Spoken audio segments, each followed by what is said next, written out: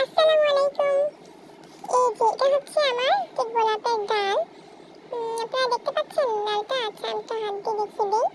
এই যে এটা হচ্ছে আমার সেই গোলাপের ডাল। এই ডালটা হচ্ছে এটা গোলাপটা হচ্ছে একটু গোলাপি কালারের। মানে আমাদের সাধারণত যে দেশি গোলাপটা হয় সেটা কিন্তু না। এই গোলাপটা কিন্তু সুন্দর হয়। তো আমি এটা একটা আন্টির কাছ থেকে অনেক বলে নিয়েছিলাম যে আন্টি আমাকে ডাল দিবেন। তো উনি আমাকে ডালটা দিয়েছে, এটা আমি লাগিয়েছিলাম। কিন্তু আমার হচ্ছে কি ওই দেশি গোলাপ ছাড়া আমার কেন জানি আমার গোলাপ হয়ই না। আমি অনেক গাছ লাগিয়েছি, দেখুন এই যে এটা দেখতে পাচ্ছেন না, শুকিয়ে গিয়েছে ডালটা। দেখুন এটা কিন্তু আমার হলুদ গোলাপ, এটা কিন্তু আন্টির কাছ থেকেই নেওয়া। তো আমি ডালটা আমার কাছে কোনো গোলাপই হয় না। আমি অনেক ডাল লাগিয়েছি যেরকম কুশি বের হয়, কিন্তু আবার ওই যে মরে যায়, কিন্তু মানে ফুল গাছ আর হয় না। তো আমি এটা ওনার কাছে নিয়েছি আশা করে যে এবার হয়তো হবে।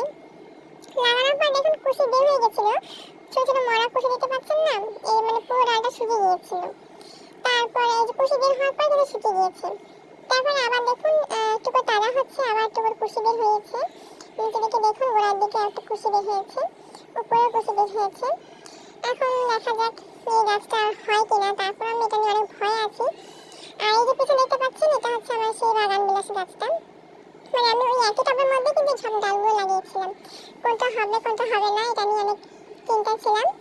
তো যাই হোক এই যে এই গোলাপ গাছটা দেখুন আবার কেমন জানি একটু করে শুকিয়ে যাচ্ছে, মনে হচ্ছে যেন আবার শুকিয়ে যাবে। যা এগুলো হচ্ছে আগের মরা কুশিগুলো।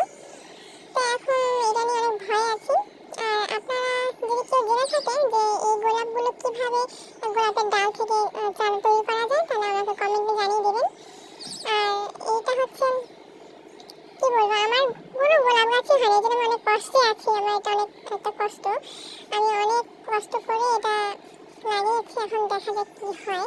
সবাই আপনারা